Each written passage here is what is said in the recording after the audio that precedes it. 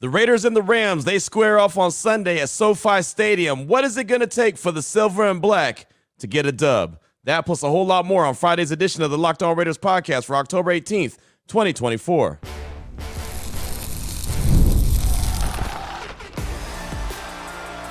You are Locked On Raiders, your daily Las Vegas Raiders podcast. Part of the Locked On Podcast Network, your team every day. And welcome in, Raider Nation, to another edition of the Locked On Raiders podcast. Thank you so much for making the show your first listen of the day. Make sure you subscribe or follow for free on YouTube or wherever you get your podcasts to get the latest edition of the show as soon as it becomes available. And as always, you're checking us out on YouTube. You know we appreciate that. The show grows each and every day. That's because of your support, Raider Nation, and because of the job my man Ari does behind the scenes, making us sound good, making us look good, making us do everything we do. He does the heavy lifting. We shout him out. We appreciate him. He's on Twitter at Ari Produces. I'm on Twitter as well at your boy Q254.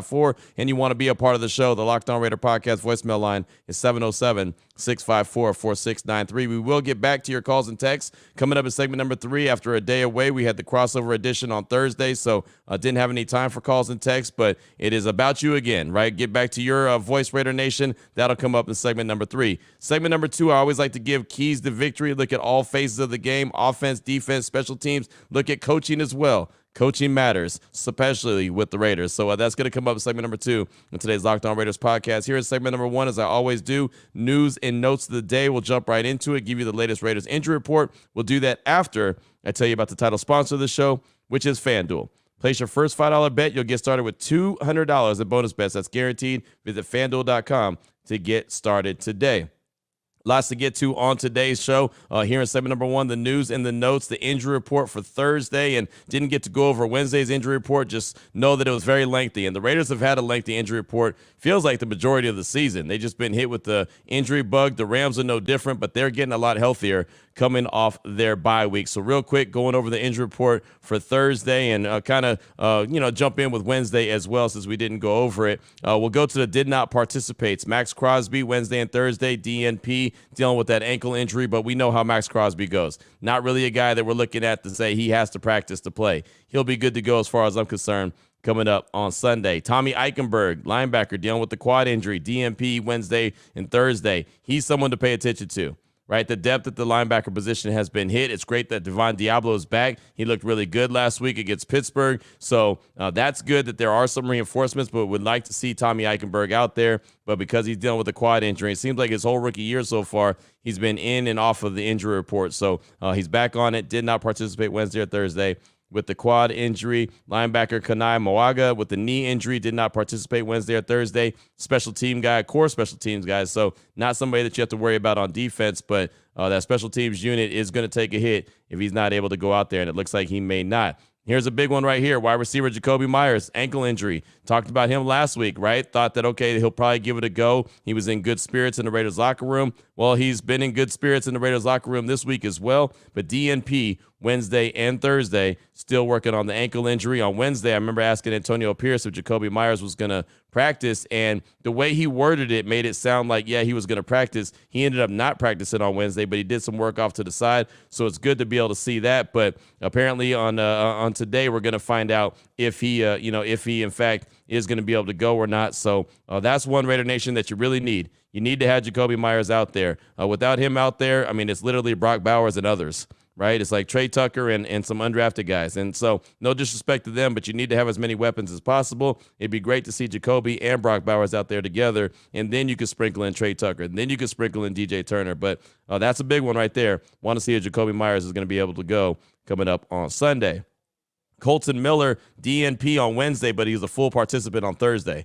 Whew. Sigh of relief right there, right? That's a good one. He's dealing with the knee and shoulder injury, but it looks like he's good to go. Here's one to pay attention to as well, as long as we're talking about the offensive line. Dylan Parham dealing with the foot injury. DNP on Wednesday, DNP on Thursday. If you remember back to last week against Pittsburgh, did not finish the game.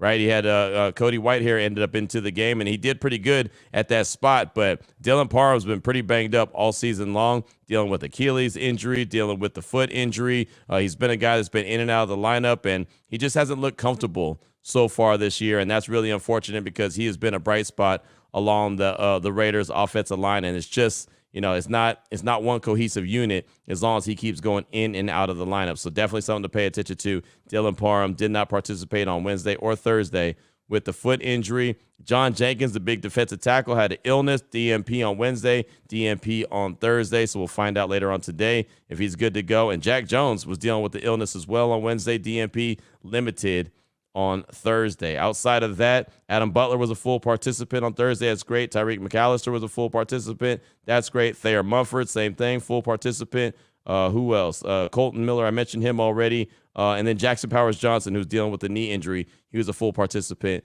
as well. As far as the Rams, I mentioned they're getting a lot healthier. There was one time when they were the walking wounded. Their injury report looked the same as the Raiders. Not so much anymore. Matter of fact, they had everyone participated in some kind of capacity for the Rams. They had Jordan Whittington, the wide receiver, dealing with a shoulder injury. He was limited. Offensive lineman Joe Noteboom, he was limited. He's dealing with the ankle injury. Cooper Kupp, the wide receiver, big-time wide receiver, ankle injury, was limited, but everyone feels that he's going to play coming up on Sunday. Even though they have a short week, that's something to pay attention to. They do have a short week where they'll end up playing on Thursday as well. So if they feel like Cooper Kupp's not really quite 100% ready to go, they might hold him and wait till Thursday for him to make his debut. But from the sounds of it, from everyone I've talked to, sounds like he's going to play coming up on Sunday. So definitely pay attention to that. So that's the injury report for Thursday. Again, we'll get another one later on this afternoon, and then we'll find out 90 minutes before kickoff who is inactive for the Raiders and the Rams. I did want to get to a couple pieces, probably just one piece of Luke Getsy's sound. He met with the media on Thursday at the Intermountain Health Performance Center, and one of the questions I've been having is about Luke Getsy and where he's going to be calling plays from, whether it's going to be the sideline, whether it's going to be the booth. I feel like that's a natural progression when things aren't going right on the field, that there's a good opportunity for him to go to the booth. Well, Luke Getsy was asked about the difference between coaching from the field and coaching from the booth. Here he is. I mean, I think that part of it is a little bit irrelevant in my mind. I think we had that discussion maybe in training camp. I think you guys asked me that question, and my perspective of being able to see there, being able to communicate on the sideline is really cool, really important, and I think the benefit of being upstairs is that maybe you get a bigger picture of the whole thing. So I've done in college. I told you in college when I called it, I was upstairs, and at this level, I've been on the field. So I'm comfortable either way. So there you go. There's Luke Getsy talking about the differences. He doesn't see a big difference. I think that there's a big difference. I definitely believe that he should probably be in the booth. And again, this is just because we don't know what his play calling looks like. We don't know if he's going to be good at this, right? We just don't know. And so when we see the growing pains that he's had so far, one has to wonder if he would have a better view, a better opportunity at this thing if he was in the booth. I personally think so, but he doesn't seem to think so there. So we'll see what happens. He clearly sounds like he's going to be calling the plays from the field this upcoming Sunday, and that's fine, especially if they can find a way to get a win. But again, I think he's got a lot to prove as the play caller, so we'll see what that looks like. Coming up in segment number 2, how will the Raiders, not only Luke Getsy, but how will the Raiders as a team find a way to get a W? Offense, defense, special teams, coaching. We give you the keys to victory coming up in segment number 2 with today's Locked On Raiders podcast. Before I get to that, though, I do want to tell you about a couple great sponsors here on the show, including Arena Club. What's Arena Club? Well, you can collect a whole bunch of cards. You can get great cards. Anyone who's a card collector is going to love Arena Club. For most of us that like collecting cards, the idea of spending $2,000 or more on, any kind of cards or maybe a multiple of cards isn't in the cards. I love collecting cards, but that's some serious money to drop. So thanks to Slab Packs from arenaclubs.com, it's possible to score gem mints for a fraction of their retail cost. Arena Club Slab Packs will revolutionize the repack game with transparency. After your pools are revealed, they'll immediately be placed in your showroom for safekeeping, selling, trading, or auction. The Arena Club grading process is accurate, fast, and transparent with a full grade rationale provided explanation of how your card was scored. Whether you're buying, selling, trading, or displaying, Arena Club is the card collecting platform you have to check out. Right now, you can get 10% off your first club slab pack or card purchase by going to arenaclub.com/LockedOnNFL. Use promo code LockedOnNFL. That's arenaclub.com/LockedOnNFL. Promo code LockedOnNFL for 10% off your first purchase. I also want to tell you about Prize Picks. I'm sure you're probably wondering, well, Q, what is Prize Picks? I'm glad you asked. It is the best place to get real money sports action with over 10 million members and billions of dollars in award winnings. Prize Picks has made daily fantasy sports accessible to all. You pick more or less on at least 2 players for a shot to win up to 100 times your cash. You can run your game all season long on Prize Picks. Matter of fact, Prize Picks, right now they have, they have these great community plays, right? So you can actually play alongside folks like Drewski, Joe Budden, MMA champ Sean O'Malley. You can find the community plays under the promos tab of the app to view entries from some of the biggest names in the Prize Picks community each and every week. Again, it's the best place to get real money sports action. Join over 10 million users and sign up today. Plus, Prize Picks puts its members first, so all withdrawals are fast, safe, and secure. When all your picks hit, you can get your money in as quick as 15 minutes, which is awesome, right? Of course, you want to get your money quick, fast, and in a hurry. So what do you need to do? Download the app today. Use the promo code LOCKEDONNFL to get $50 instantly after you play your first $5 lineup. Again, download the app today. Use the promo code LOCKEDONNFL to get $50 instantly after you play your first $5 lineup. Prize Picks. Run your game. All right, Raider Nation, here we go. Segment number 2 of today's Locked On Raiders podcast.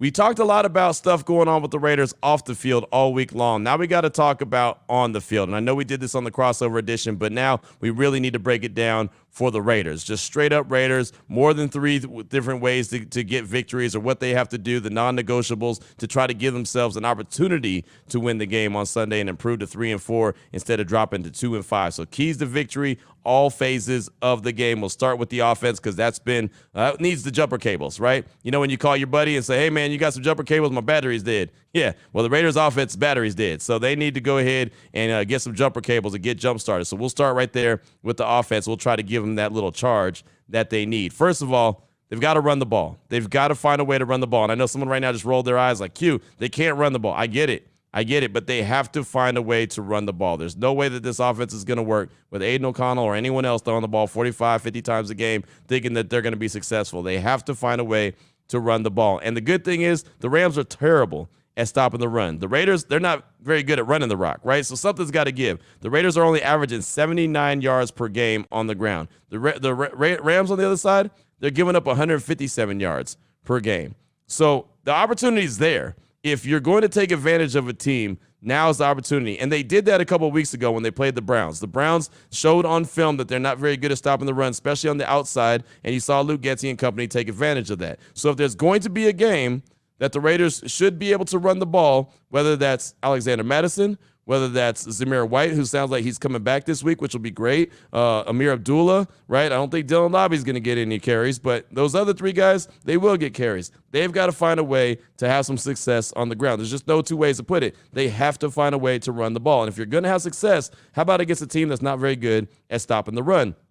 Also, play drives. They've got to have some sustained drives offensively. What do I mean by that? They need to have about 5, 8 to 10 play scoring drives, right? So they need to go on some sustained drives. They're averaging, and I've said it multiple times, around 59 or 60 plays per game. They need to be in the 70 plus play per game type range, right? They had 3 9 to 10 play drives last week. The first drive, 10 plays, 70 yards, a touchdown. That was great. I thought, okay, this offense is cooking. Then the third drive after halftime went 9 plays and fumbled on the 1-yard line. That's the one where Amir Abdullah fumbled. It should have been a touchdown the play before, so it should have gone 8 plays and a touchdown.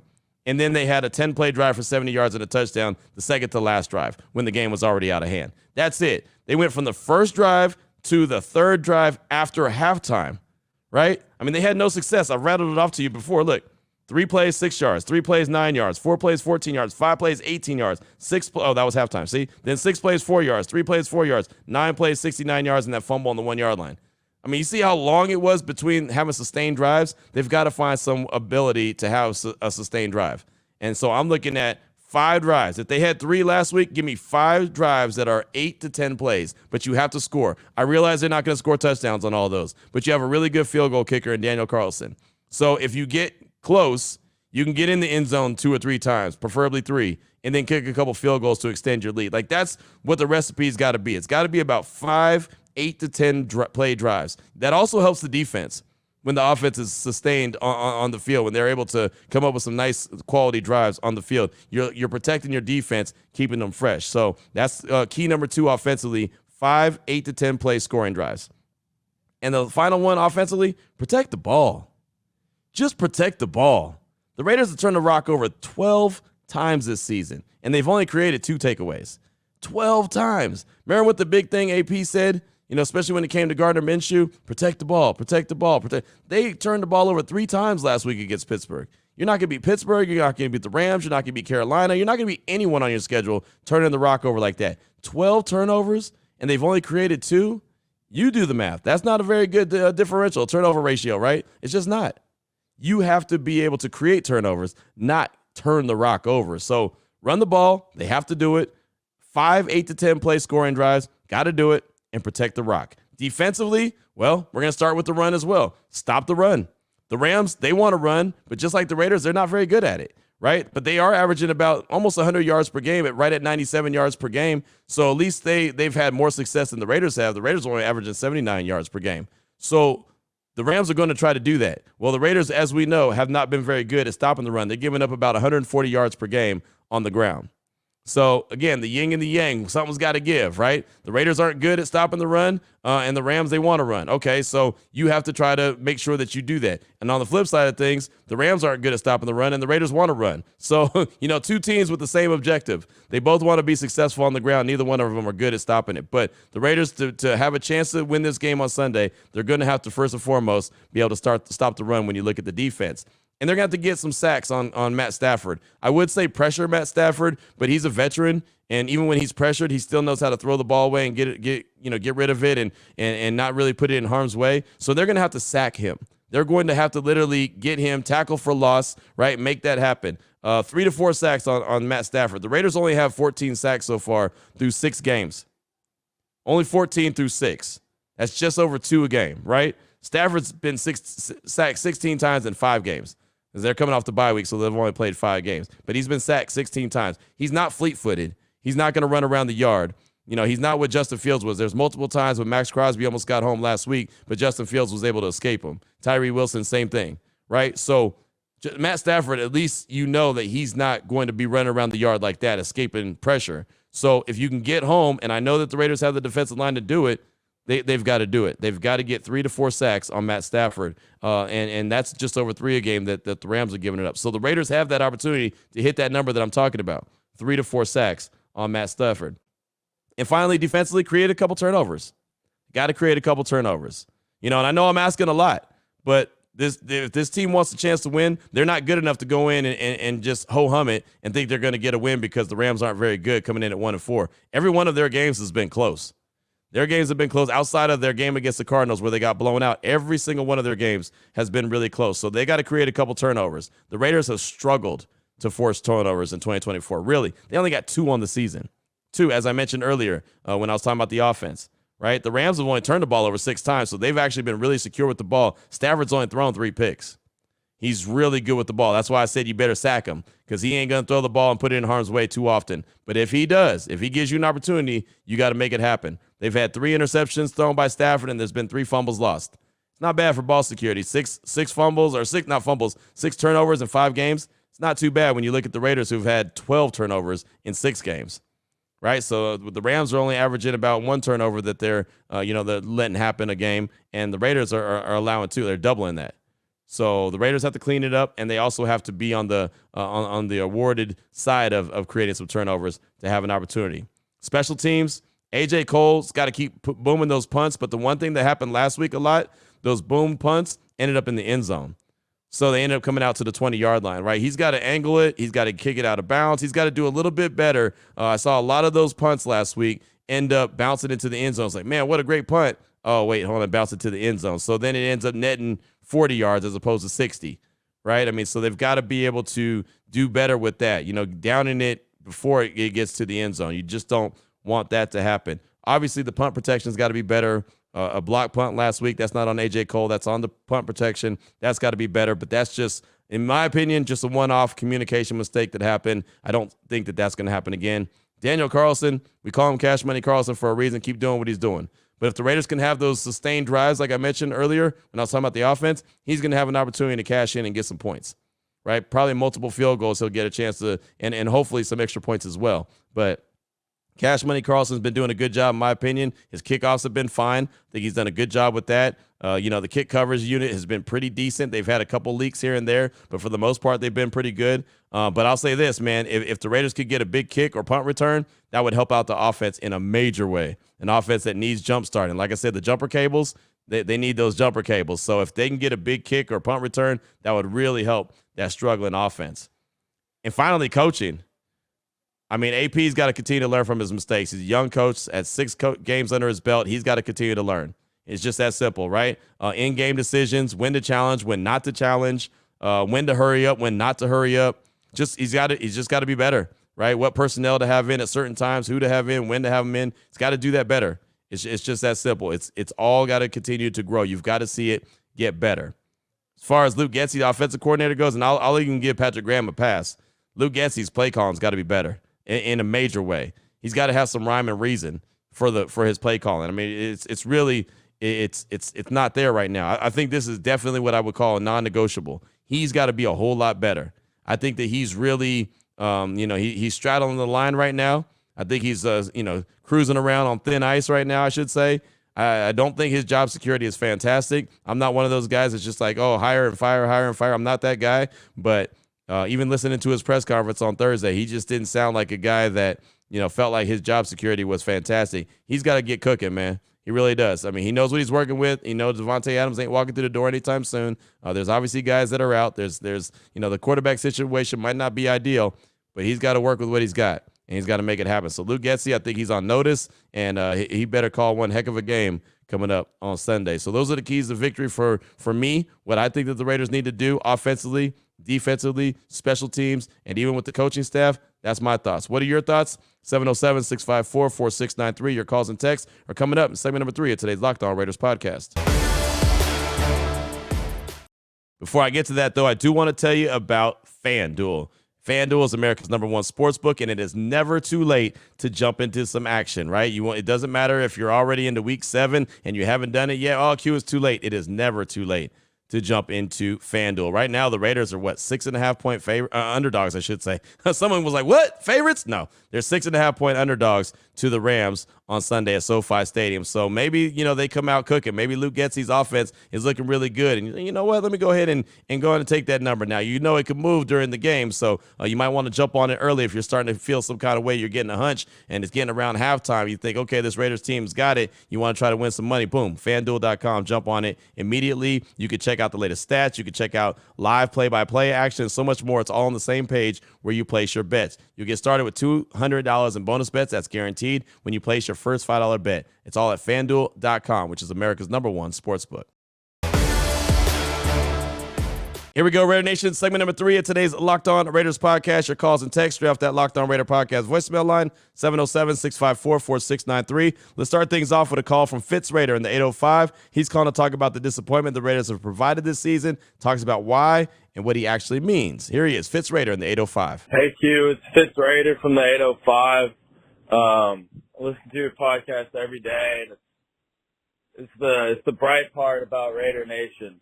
You're the one good thing that's reliable. We appreciate that, but it sucks seeing our team be so awful. I think we got caught up in the hype this season, ignoring a lot of things that we wanted. We wanted a new quarterback. We wanted to fix the O-line. Both of which we didn't address. So I don't know why we're expecting a coach to fix the lineman that can't block or the quarterback that can't make a play. Like it's really not on AP to go out there and play football and be competitive. Yeah, he can put them in the right spots. He can, I don't know. AP is not the problem. It's like every coach that we've had is like, oh, it's the problem. Some of them have been the actual problem, but it's like we don't that can actually fucking play football. Sorry for cursing, but like we didn't address the O-line. We didn't address depth at the cornerback. We didn't address a running back. We thought, oh yeah, Zamora did good. And he did do good, but it's like I don't know if he's like a lead back. So it's like we don't have a running back. We don't have a quarterback. We don't have an O-line. and people wonder why our offense sucks. Like, it's more than just the coaches. It's like, we've never actually done a full rebuild. We get 8-8. We get 8-8. We're like, oh, we almost did the playoffs. Let's throw some more money on a star player, and that's gonna fix us. No, it's not. We need an actual rebuild. We need to lose this year. There's no chance that even if we made the playoffs, we'd do anything because the team's terrible. It's bad. Like, if we want to stop and if we want to end the cycle, we need to actually build in the draft, get a top guy, get a top quarterback, solidify the trenches. Look at the Chargers. Look what they did with their offensive line. Their offensive line is great now. Like, other teams, the Chiefs, one of the best offensive lines. Teams that win have good offensive and defensive lines. We don't have that. We had a good defensive line. They're gone because they're injured. So I don't get it. Like, I don't know. That's all I got. Thank you so much for the call, my man. Appreciate you. And you're not wrong with what the Raiders need to address, right? The needs are obviously quarterback, offensive line. There's other areas of the team to grow for sure. They're obviously in a good position. They have right now 8 draft picks right now for next year. They have over $100 million in open salary cap space for next year. And obviously that can be influenced and grow as well. So they're in a really good position, but they also still have a lot of football to play this year. Right. So, I mean, there's a lot of things that they can address next year, but they've got to address this team right now. And I don't mean going out making trades or going and, signing some free agent that's not on a team right now. And I'm not talking about that. I'm just saying they need to address this team as giving them an opportunity. AP has to win. Getsy has to make this offense look like it's worth the salt, right? Graham has to make this defense play better. Like, this season is far from over. I mean, it's only 6 games in the book. Obviously, 7 is coming up on Sunday. But, man, this thing can get away from them quick, fast, in a hurry if they don't address things and get things turned around. So you're not wrong about the upcoming offseason. But, unfortunately for the Raiders, the offseason is going to have to wait till the offseason. So, thanks so much for the call. Appreciate you as always. Up next, got a text from King Raider in Compton, California. What's up, Q? It's your boy King Raider from Compton, Cali. Finally time. This Sunday, my first game, thanks to my queen, and game time. Me and my sons Adrian, Angel, Fat Boy, and my mother-in-law Rosa will be cheering on our boys, hopefully whoop some lambs. Besides, I just want to say that with Adams' drama being over, maybe, just maybe, we have a better offensive game plan since now we know who's really with us. Diablo should have a bigger game, and so should the defense. Like I said, now that we know who's rocking with our team, we should play better. It's my birthday Sunday, so we're here. So here's to the Kings game and just win, baby. Go Raiders. We run LA. That's from King Raider in Compton, Cali. Hey, man, congratulations. Have fun at the game. That's awesome. Hope the whole family enjoys. Happy birthday. Happy early birthday from myself and Raider Nation as well. And hopefully your presence there can provide a little extra juice and you get to see the Raiders victory. That's the goal, right? That's the goal. So I'm with you, man. We'll see what it looks like. Right, a lot of times when there's a big change, some adversity or something, teams get an extra boost. We'll see if that holds true for the Raiders coming up on Sunday, taking on the Rams at SoFi Stadium. Thanks so much for that. I do appreciate you. Up next, got a call from BA Raider in the 607. He's calling to talk about the possibility of AP not being around after this season and throws out a name that may become available. Here he is, BA Raider in the 607. Hey, Q, it's BA Raider from the 607 in New York. Listening to Gully and Moen, their show here, and they were talking about if AP keeps losing, they expect him to get fired at the end of the season. If we keep losing, we'll have a high draft pick. I'm wondering if it's possible that we get Shedeur Sanders and Deion Sanders next year. Listening to the Rush podcast with Max Crosby, he was talking about how his older brother roomed with Deion Jr., so he's really tight with the family. Is there a better place for Neon Deion than Las Vegas? Just a thought. Let me know what you think. Thanks. Bye. BA, thanks for the call. Appreciate you. And look, this is the thing, and I've actually thought about this a few times. I don't think AP is in danger of not being around next year. Now, there's always a caveat to that. If all of a sudden the wheels fall off this season, he loses the locker room, then, okay, I get it. I don't think that he's going to be gone, and I really don't see Coach Prime, I don't see him coming around. I don't even think he's an NFL coach. I think he probably should stay at college at the best.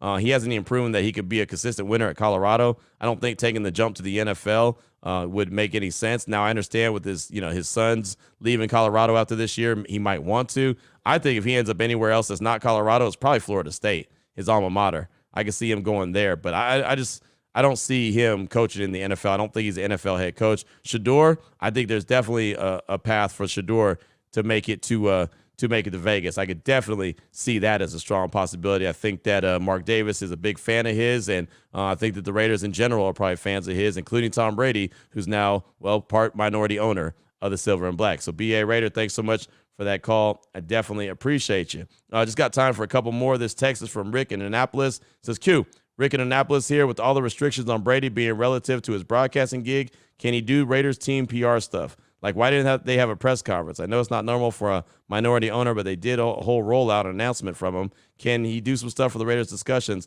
like those Eric Allen and Lincoln Kennedy, other former players do? That's Rick in Annapolis. And Rick, I'm not too sure what he can do, what his restrictions are. They did have a big rollout for him at the facility on Wednesday. I mean, the place was going crazy. It's like all attention was on him. It was like, it was crazy. It was like the savior had arrived for the team, right? All of a sudden, this guy was going to walk in and fix everything that was wrong with the team. It was a big to-do there at the facility on Wednesday.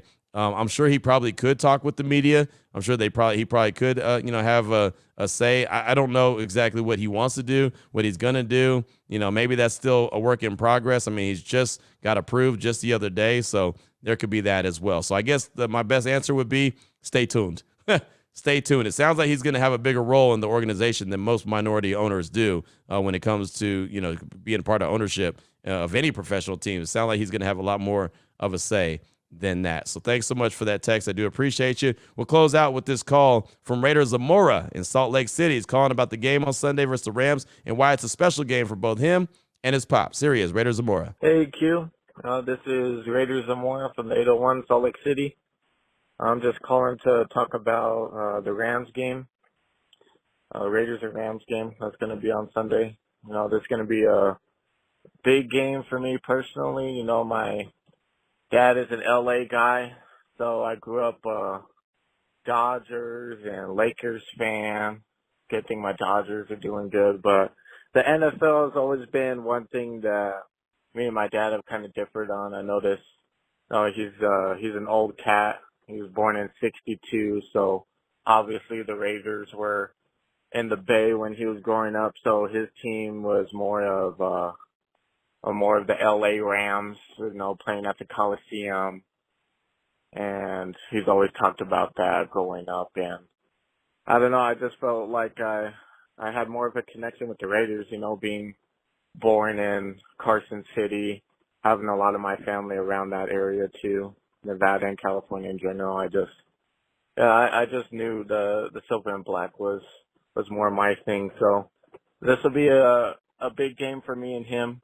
This is probably the only sport that me and him kind of disagree on, but I noticed if the Rams aren't doing good, then he'll go for my Raiders too. And he has more respect for the Raiders because, they did play at the Coliseum too. I mean, LA was their home throughout much of the 80s, a little bit of the 90s too. So, hopefully the Raiders can bounce back and get this one. They deserve to get their payback for the last game too. Or the last time they played the Rams, that Baker Mayfield game was absolutely awful. And we need it, especially coming after the Devontae Adams trade and just trying to put that behind us. This will be a good bounce back game. All right, Q. I appreciate the work you do. And go Raiders. Raider Zamora, thanks for the call. Appreciate you. Shout out to your name alone. My best friends growing up were the Zamoras. Enrique, Daniel, Erica, Monica, obviously moms and pops. I used to stay at their house all the time. Matter of fact, funny that you say that, and that's your name. I'm actually going to be at Daniel's house this weekend. It's believe this or not, it makes me sound old. My 30th high school reunion is coming up this weekend on Saturday, so I'm going to be staying in the Bay Area at Daniel's house. Me and the wife are headed out there to stay at Daniel's house and go to the reunion on Saturday and then fly back early on Sunday morning and get ready for the game. But so it's funny that I'll be at the Zamora's house this upcoming weekend. But I grew up with them. That was my other family, man. Those are my people right there. So that's awesome. And then it's cool that you and your pops, this is a special game for you two because you're on the Raiders side of things. He's on the Rams side of things, which is funny. We have a lot in common. that was me and my dad last weekend. He's on the Steelers side of things. I'm obviously on the Raiders side of things.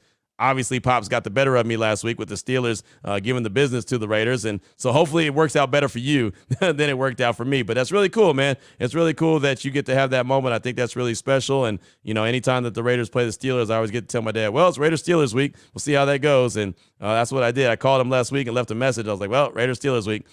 So we'll see what happens, right? And obviously, like I said, the Steelers were on the right side of things and the Raiders were not. Hopefully the Raiders are on the right side of things for you, as opposed to the Rams. But thanks so much for that call. Enjoy the game. Really, enjoy your time with your Pops. I'm sure that's going to be really, really special. But thanks so much for all the feedback here on the show today. And that's going to do it for the show. Definitely appreciate everyone. Antonio Pierce will speak around about 11:40 this morning, but I won't be in attendance. I'll actually be in the Bay Area, about to head over to the airport right now, catch a flight. I'll be doing my radio show this afternoon. I'll do my night show on ESPN. And then, like I said, I have my high school reunion coming up on Saturday. So I'll be hanging with the Zamoras. Not you Raiders Zamora in Salt Lake, but I'll be hanging in the Bay with the Zamoras, Daniel, Erica, Enrique, everyone. I have an opportunity to catch up with them, so that's going to be a whole lot of fun. So Raider Nation, enjoy the weekend. Enjoy the game on Sunday. Hopefully the Raiders come out on the right side of things. And on Monday, we're talking about handing out game balls, and someone really showed up and showed out. But either way, we'll be here on Monday talking about the game and how it all, unfolded. So until then, Raider Nation, take care of yourself, take care of your family, love on your family. Most importantly, as always, just win, baby.